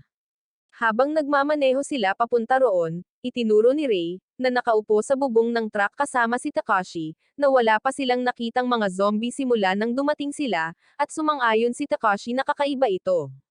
Nagpatuloy ng mapayapa ang biyahe ng ilang minuto pa hanggang sa makakita si Hirano ng ilang zombie sa unahan at inalerto ang grupo. Mabilis na lumihis si Marikawa sa ibang direksyon tulad ni Tanggol, ngunit ang daang iyon ay puno rin ng mga zombie, na isa-isang natamba na parang mga bowling pin habang mabilis na dumadaan ang truck. Nang sandaling iyon, sumigaw si Rei kay Marikawa na ay preno dahil may alambreng bakod sa unahan. Inikat ni Marikawa ang manibela, nadurog ang mga zombie sa alambre. At nang ay preno niya ito, tumilapon si Rei mula sa bubong at papunta sa gilid ng kalsada. Nang makita ni Takashi na malapit nang atakihin ang kanyang minamahal, biglang tumalon mula sa truck at pinaputukan ang isa sa mga zombie. Hindi nakakagulat na mali ang kanyang pagpuntirya at ang pag-atras ay naitulak siya pabalik. Kaya, tinawag siya ni Hirano, inutusan siyang hawakan ng matatag ang baril at ipuntirya. Ginawa ni Takashi ang sinabi sa kanya at tinamaan ang kanyang mga target. Kaya, ipinagpatuloy niya ang paggawa nito hanggang sa maubos ang kanyang mga bala. Nang tangkain niyang mag-reload, nabitawan niya ang mga bala. Kaya, inalok ni na Saiko at Hirano ang kanilang tulong. Sa kabila nito, hindi pa rin makuha ni Takashi ang mga bala. Kaya, nang magsimulang lumapit ang mga zombie sa kanya at kay Rei, lumingon siya at idiniin siya sa kanyang sarili. Ang aksyon na ito ay nakakuha ng kanyang atensyon sa mga baril na nakakabit sa kanyang katawan. Kaya, mananibra niya ito upang magsilbing rifle stand at humingi ng mga tagubilin kay Hirano kung paano ito gamitin. Ginabayan siya ni Hirano ng saglit nang hindi tumitigil sa pag-atake sa mga zombie. At nakakagulat, nasanay si Takashi. Sa bawat pagputok niya, hinihigop ng mga plot armor ni Rei ang mga epekto ng pag-recoil, ngunit masyadong nakatutok si Takashi para mapansin ang maningning na alon. Sa isang punto, sinubukan ni Marikawa na paandaran ang truck at ilabas sila roon, ngunit hindi ito yumandar. Nang makita ito, nagpa siya si Takage na tumigil sa pagiging mahina at lumabas ng truck upang tulungan ang kanyang mga kaibigan. Gayunpaman, muntik na siyang makagat at kinailangan pang iligtas ni Saiko bago niya nagawang agawin ang shotgun ni Takashi at i-reload ito. Sa sumunod na ilang minuto, ang grupo, kasama si Zeki, ay nakipaglaban sa mga zombie, ngunit nang maubusan sila ng bala at patuloy na dumarating ang mga zombie, napagtanto nilang masasawi na sila. Sa pag-asang maiwasan iyon, sinubukan ni Takashi at Saiko na akitin ang mga zombie palayo, ngunit ilan lamang ang sumunod sa kanila. Habang sinusubukan ni Takashi na makuha ang atensyon ng mga zombie, binuhat ni Hirano si Alice palabas ng truck at sinabihan siyang kailangan muna niyang ituloy si Zeki sa ngayon.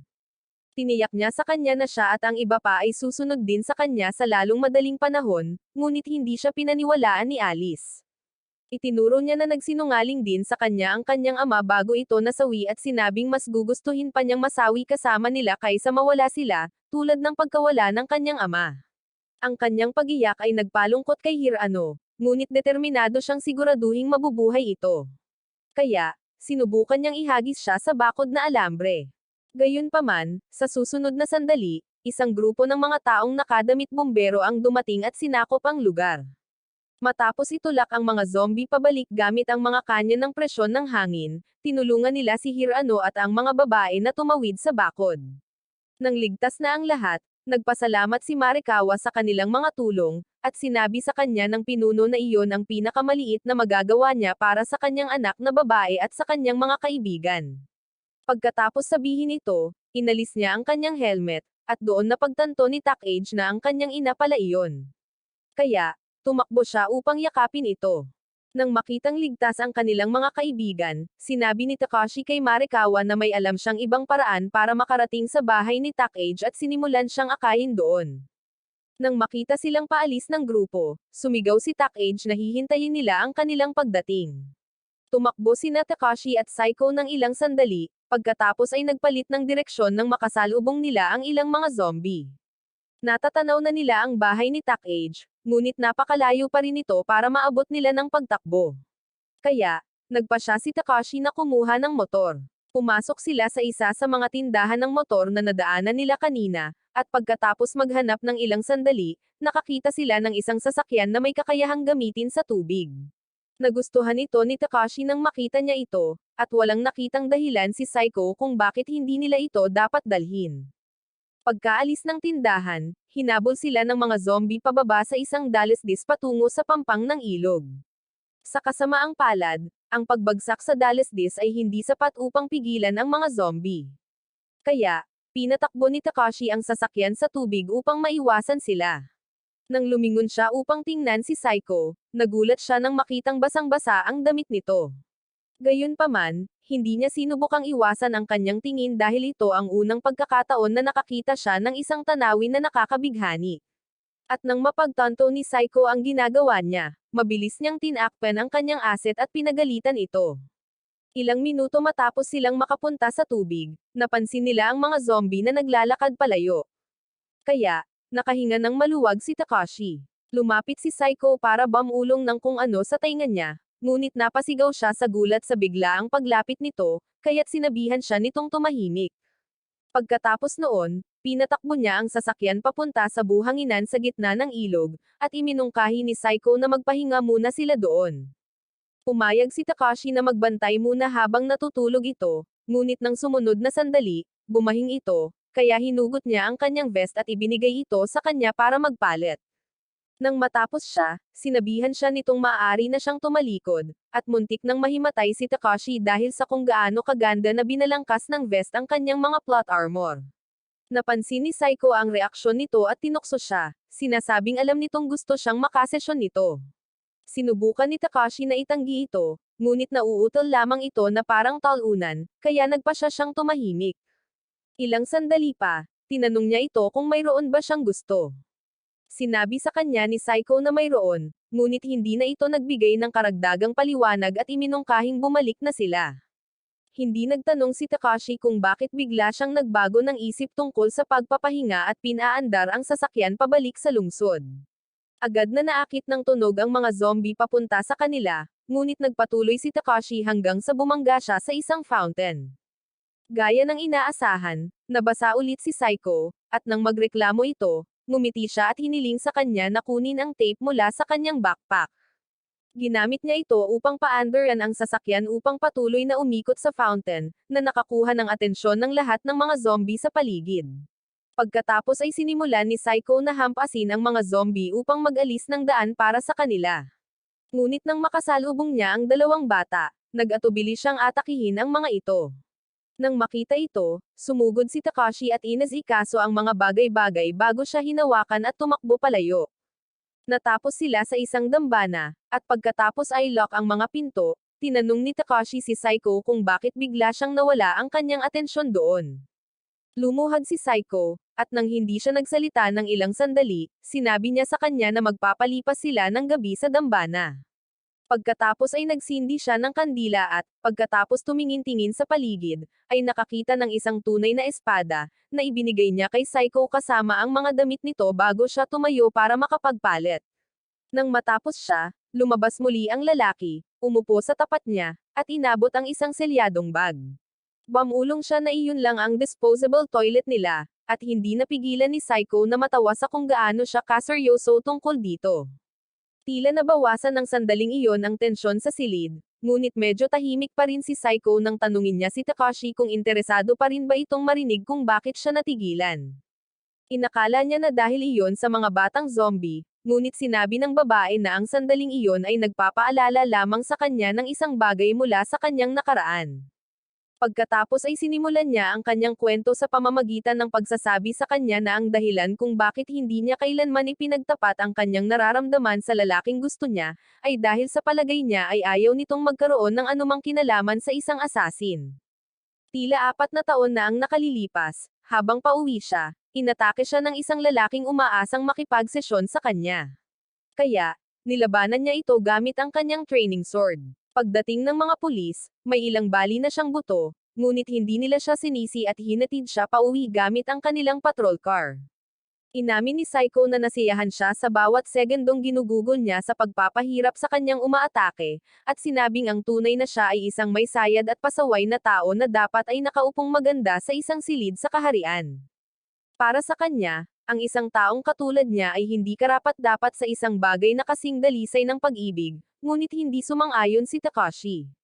Sinubukan niyang bigyang katwiran ang mga ginawa niya sa pamamagitan ng pagsasabi na nakagawa siya ng mga kaduda-dad ang bagay simula nang magsimula ang zombie apocalypse. Sinabihan siya ni Saiko na huwag ikumpara ang kanilang mga sitwasyon dahil kahit na napilitan siyang gawin ang mga bagay na iyon, palagi naman siyang ganoon.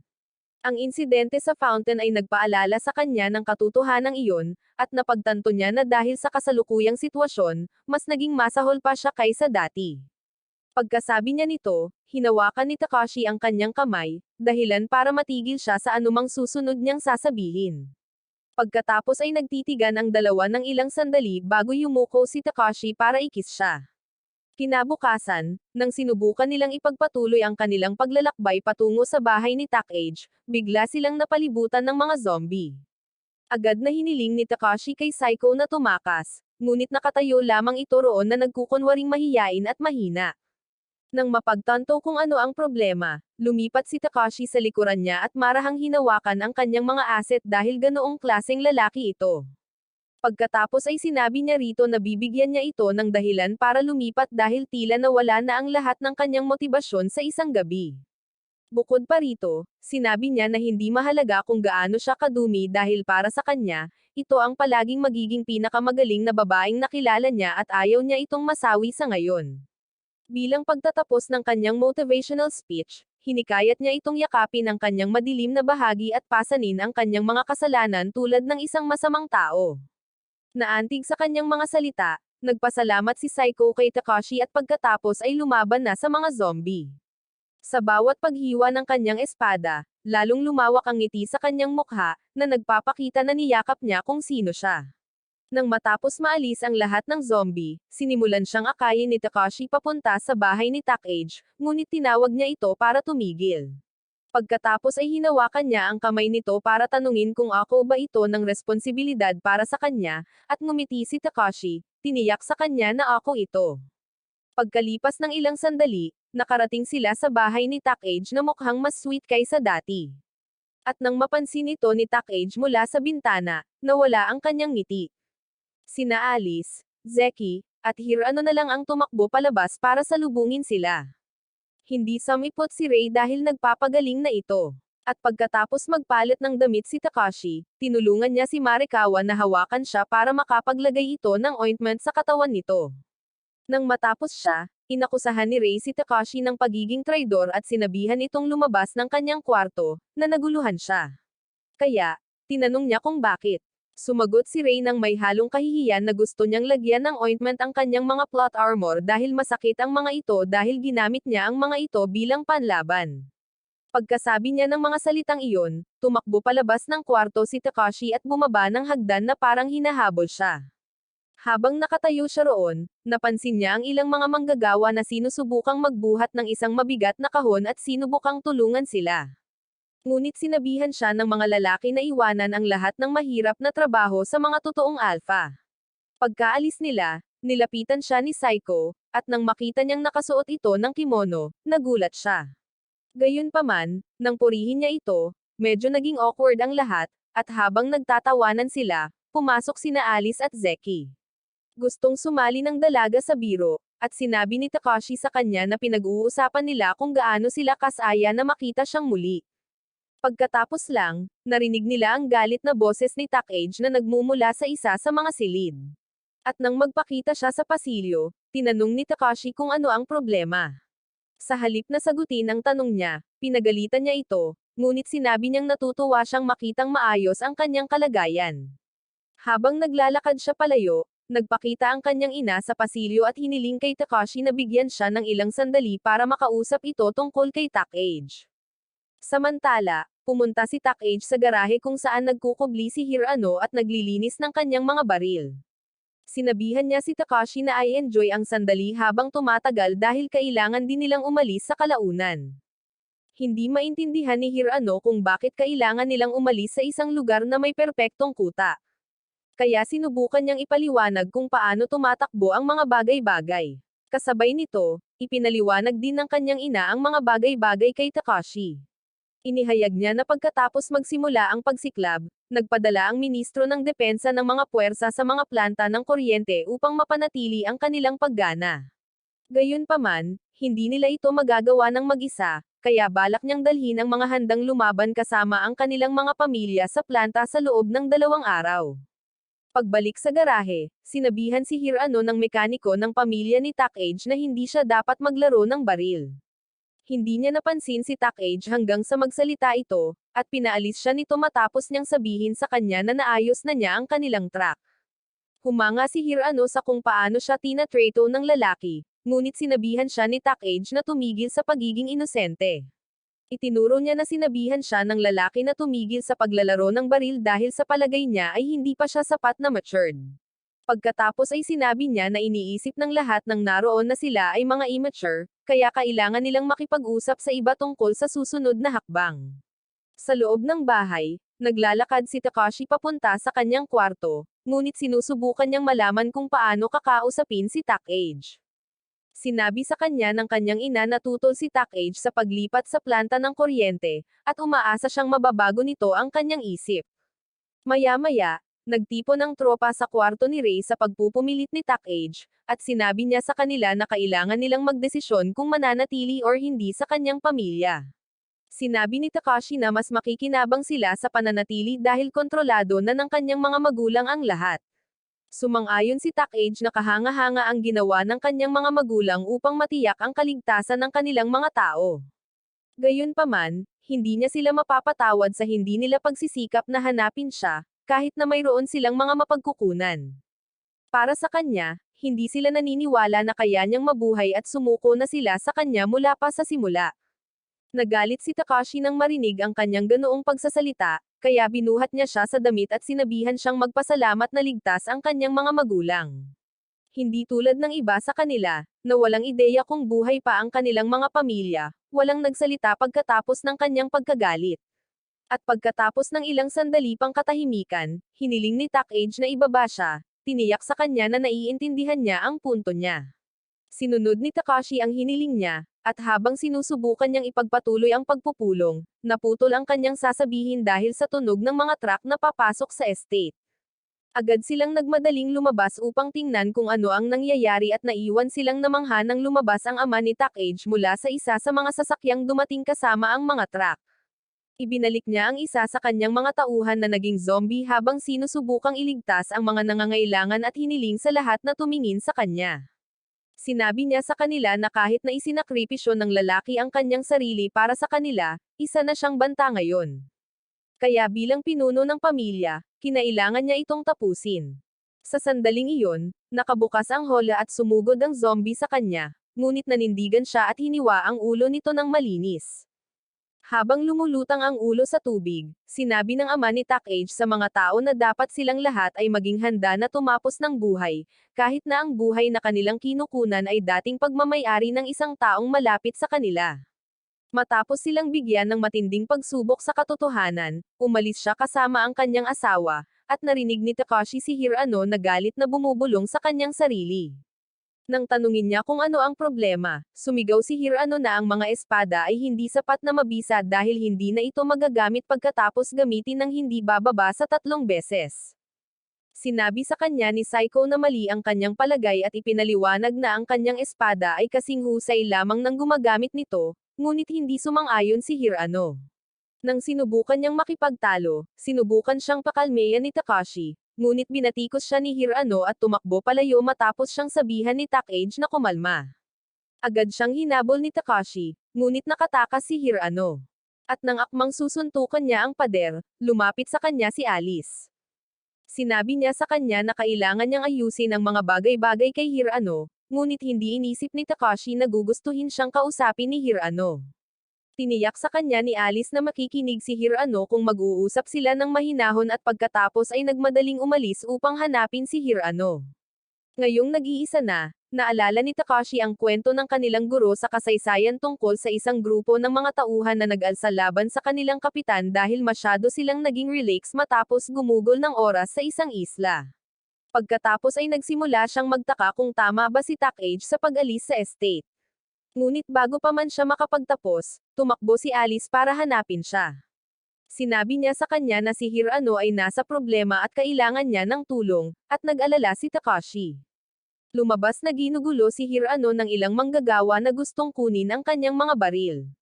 Sinabihan nila siya na hindi siya dapat humawak ng mga mapanganib na armas dahil hindi pa siya nasa hustong gulang. Ngunit tiniyak sa kanila ni Hirano na mas marami siyang alam tungkol sa mga baril kaysa sa sino man sa kanila. Nang sinubukan nilang kunin ng sapilitan ang mga baril, dumating ang mga magulang ni Takage at tinanong ng kanyang ama kung ano ang lahat ng kaguluhan. Ipinaliwanag ng kanyang mga tauhan na tumanggi si Hirano na isuko ang kanyang mga baril. Kaya tinanong niya si Hirano kung bakit. Sinabi sa kanya ni Hirano na hindi niya maaaring isuko ang kanyang mga baril dahil kung wala ang mga ito, babalik siya sa pagiging isang duwag na walang puso. Inaangkin niya na tinulungan nila siyang mahanap ang kanyang layunin at kapakinabangan sa buhay. Kaya tinanong ng ama ni Takage kung ano ang sinasabi niyang layunin nito.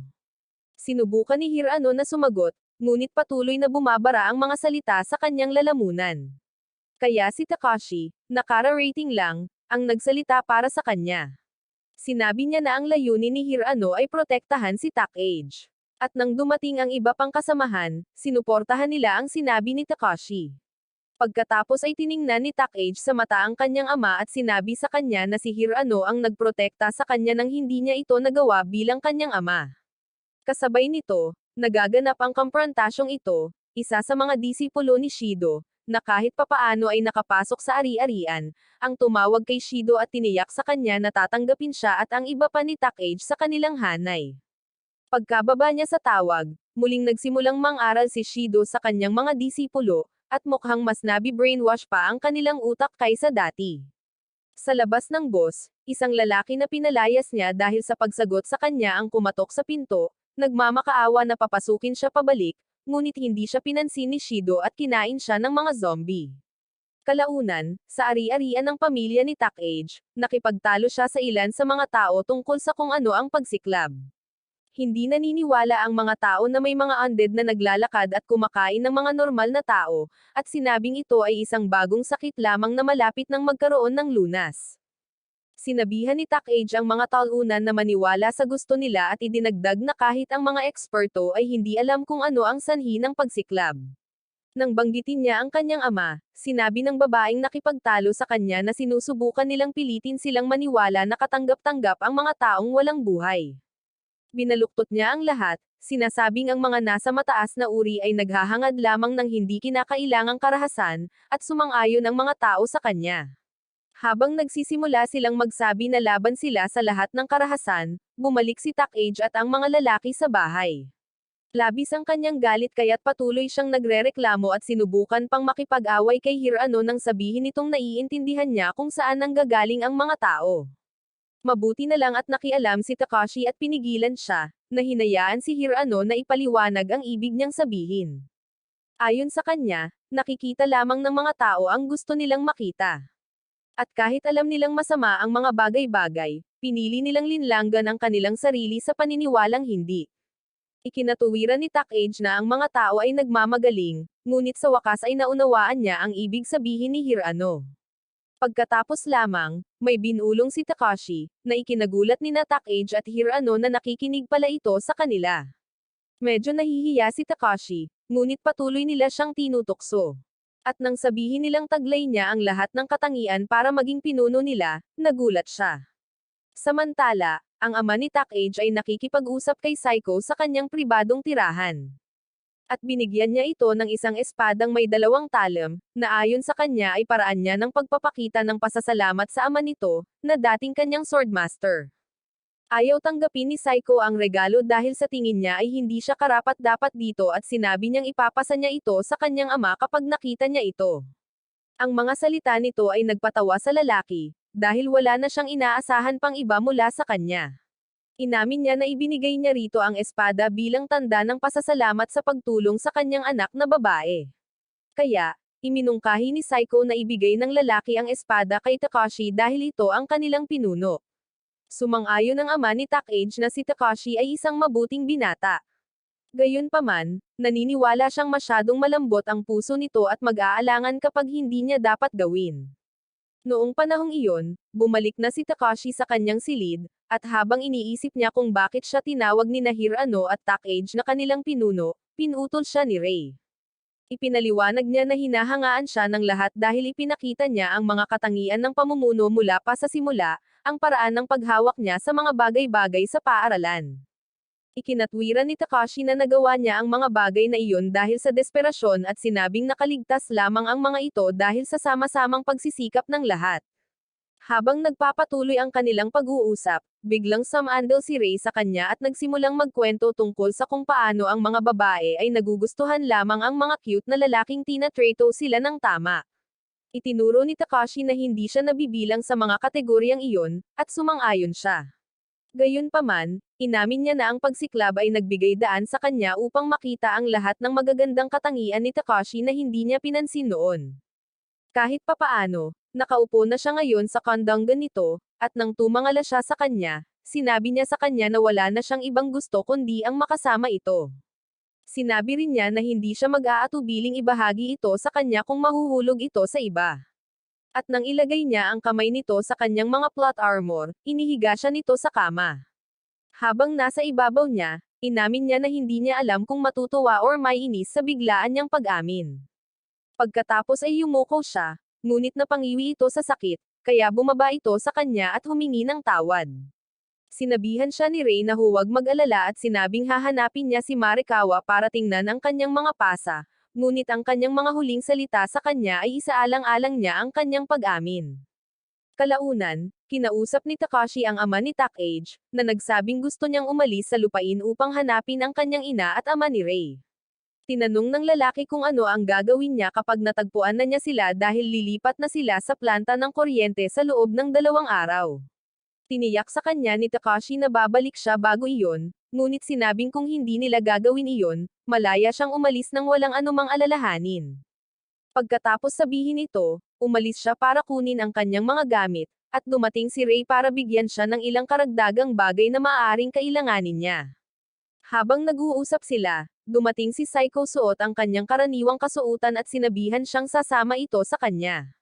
Gumugol si Takashi ng ilang segundo, at hindi maiwasan ni Rei na aminin na maganda ang itsura nito.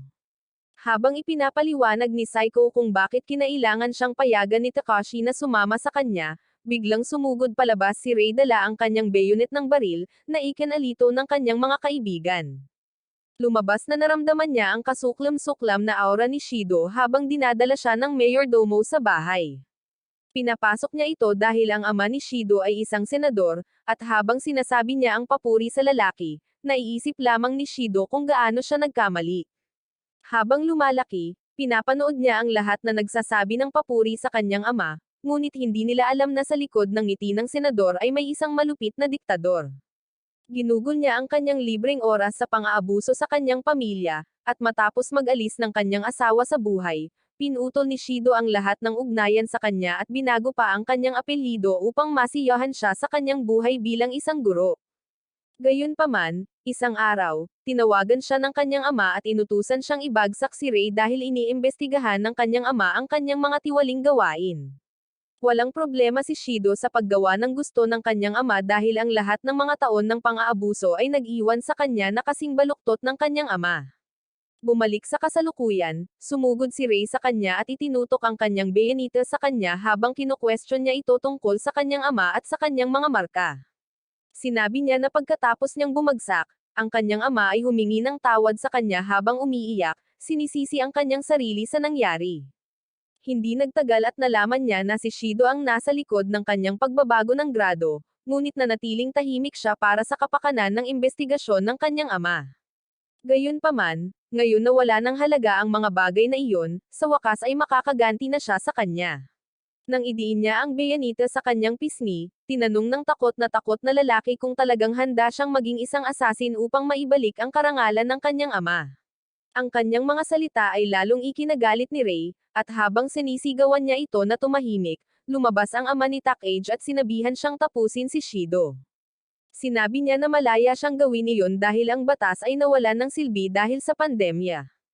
Sinubukan ni Takashi na pumunta kay Rei, ngunit pinigilan siya ni Saiko, sinabing kailangan niyang hayaan si Rei na magdesisyon ng mag-isa.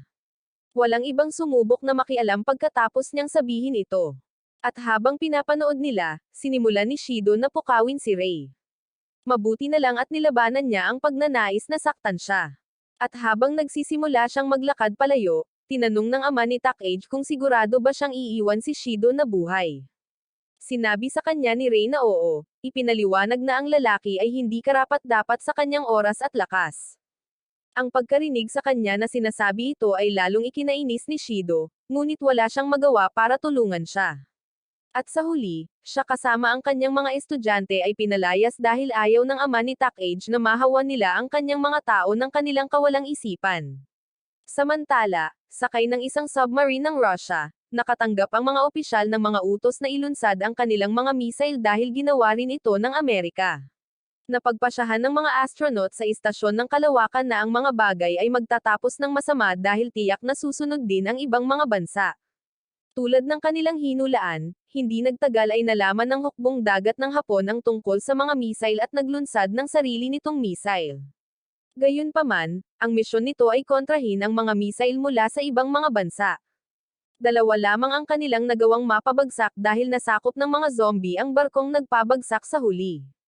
Sumabog ang missile sa himpapawid malapit sa paliparan kung saan naroon si Rika. At habang nagsisimulang magtaka ang lahat kung ano ang nangyari, palihim niyang sinabi sa kanila na malapit nang dumilim ang gabi. Ilang minuto bago ang pag-atake ng missile, tuwang-tuwa si Marikawa na sinabi sa tropa na sa wakas ay naalala na niya ang numero ng telepono ni Rika at humingi ng telepono para matawagan siya. Natuwa si Rika sa narinig mula sa kanya, ngunit habang sinusubukan niyang alamin kung nasaan si Marikawa, biglang umusok ang kanyang telepono. Ito rin ang eksaktong sandali na tumama ang missile, at nagsimulang magtaka ang lahat kung naranasan ba nila ang pangalawang Big Bang. Mabilis na naunawaan ito ni Takage, bilang Einstein ng grupo, at hiniling kay Rei na suriin kung gumagana ang mga sensor ng kanyang baril. Nang makumpirma ni Rei na hindi, agad siyang nag-alala dahil nakumpirma nito ang kanyang hinala na isang electromagnetic pulse ang pinakawalan kasabay ng pagsabog. Sa sandaling iyon, sinusubukan din ng mga tao ng kanyang ama na alamin kung bakit biglang na-off ang lahat ng kanilang mga computer at iba pang mga makina. Gumamit din ng mga computer ang bus na minamaneho ni Shido, kaya bumangga ito sa bulldozer na siyang naghahanda ng pagharang. Dahil nasira na ang pagharang, nakapasok ang mga zombie sa protektadong lugar. Pagbalik sa estate, ipinaliwanag ni Takage ang sitwasyon sa kanyang mga kaibigan, ngunit ang tanging napansin ni Marikawa ay hindi na niya matawagan si Rika. Sinabi sa kanya ni Takage na ang pagtawag ang pinakamababa sa kanyang mga alalahanin. At habang nagsasalita pa siya, dumating ang kanyang mga magulang. Nagtanong ang kanyang ama kung may paraan para gumana muli ang lahat, at sinabi niya sa kanya na kung papalitan nila ang mga nasira na circuit ng mga kotse at computer, maaaring gumana ang mga ito. Agad na inutusan ng lalaki ang kanyang mga tauhan na gawin ito, at habang pinupuri niya si Takage sa pagiging henyo, dumating ang mga zombie. Nang makita ito, inutusan niyang isara ang mga gate, kahit alam niyang karamihan sa kanyang mga tauhan ay nasa labas ng estate. Pinaputukan ni Hirano ang nag-iisang zombie na nakalusot, kaya tiningnan siya ng mga lalaki ng may bagong respeto. Di nagtagal, dumating ang isang katulong upang bigyan ng baril ang ina ni Takage, at pagkatapos niyang kunin ito, pinunit niya ang kanyang palda upang makagalaw ito ng maayos. Mabilis na hinaranggan ni Takage ang paningin ni Hirano dahil natutuwa ito sa babae, ngunit tila hindi ito ikinabahala ng kanyang ina nang ialok niya ang baril kay Takage. Sinabi sa kanya ni Takage na hindi niya alam kung paano ito gamitin at tinanong kung bakit niya ito hawak. Ipinaliwanag ng kanyang ina na kumuha siya ng kurso sa Executive Self-Defense noong sinusubukan niyang maging lone wolf ng Wall Street, na iniwan ang barkada na isipin kung ano ang hitsura niya noon. Hiniling ng babae kay Hirano na turuan si Takage kung paano gamitin ang baril, at tiniyak niya sa kanya na gagawin niya. Nang sandaling iyon, pilit na pinapasok ng mga zombie ang mga gate, kaya tinawag ni Takashi ang lahat na umatras. Hindi naman ganoon kaswert ang mga tao sa mga kampo, dahil isa-isa silang nahuli ng mga zombie. Sinubukan ng babaeng walang alam na nakipagtalo kay Takage kanina na protektahan ang sarili, ngunit kalaunan ay natalo siya at kinain. Nilabanan ni Takashi at ng iba pa ang mga zombie sa labas ng bahay, ngunit kinailangan nilang umatras dahil alam nilang talo na sila sa laban. Sila, kasama ang mga natitirang nakaligtas at ang mga magulang ni Takage, ay nagtipon sa isa sa mga pinakamataas na balkonahe, at habang nakatayo sila roon, dumating ang mayordomo dala ang balita. Sinabi niya na ang kalapit na lugar ay hindi pa nasasakop ng mga zombie. Kaya inanunsyo ng ama ni Takage na pupunta sila roon. Hinimok niya ang lahat ng handang lumaban na sumama sa kanya, ngunit ipinahayag ni Takage ang kanyang hindi pagsang-ayon. Naniniwala siyang magiging maayos ang lahat kung magbabarikada sila sa bahay, ngunit tiniyak sa kanya ng kanyang ama na madaling makakapasok ang mga zombie, tulad ng ginawa nila sa gate.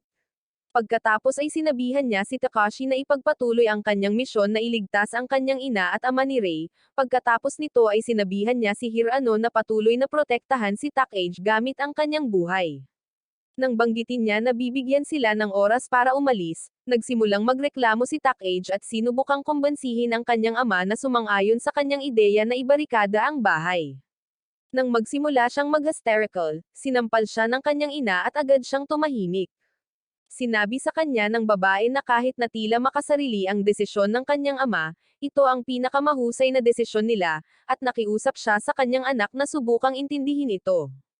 Hindi na makapagsalita pa si Takage pagkatapos nito, kaya humarap ang kanyang ina kay Alice at hiniling sa batang babae na laging makinig sa kanyang mga nakatatandang kasama. Pagkatapos ay inutusan niya silang umalis kasabay ng pag-utos ng kanyang asawa sa kanyang mga tauhan na sunugin ang mga zombie na walang matira.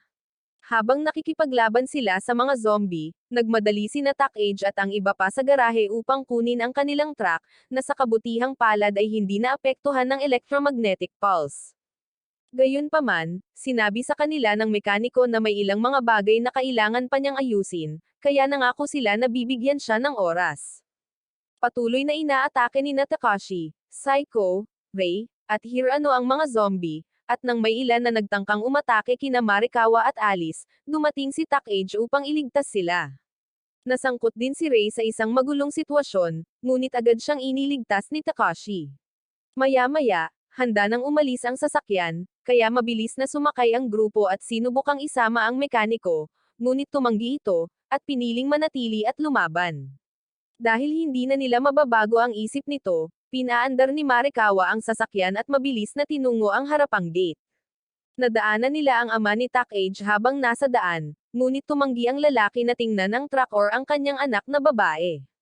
Nang makalabas na sila ng mansion, nagpatuloy sila sa daan, at nang mapansin ni Marikawa ang bus na nakaharang sa daan, mabilis siyang kumilos. Muntik nang madurog ang ulo ni Saiko dahil nakabitin siya sa labas ng sasakyan, ngunit hinayla siya ni Takashi papasok sa loob. Habang patuloy sila sa pagmamaneho, sinubukan ni Rei na aliwin si Takage, ngunit sinabihan siya ni Hirano na huwag gawin iyon dahil hindi niya ito kailangan. Akala ng iba ay masyado siyang masungit, ngunit kumampi si Takage kay Hirano at tiniyak sa kanila na maayos naman ang kalagayan niya. Pagkatapos ay inilipat niya ang usapan sa kotse, itinuro na sira ang makina. Sinabi ni Takashi na hindi mahalaga at sinabihan siyang magpatuloy sa pagmamaneho hanggang sa masira ang makina. Nangako siya na tutulungan nila siyang hanapin si Rika pagkatapos nilang matagpuan ang kanyang ina at ama ni Rei. Maya-maya, hindi na humandar ang kanilang truck sa gitna ng highway, kaya iniwan nila ito at nagpatuloy sa paglalakad, kahit na puno ng mga zombie ang lugar.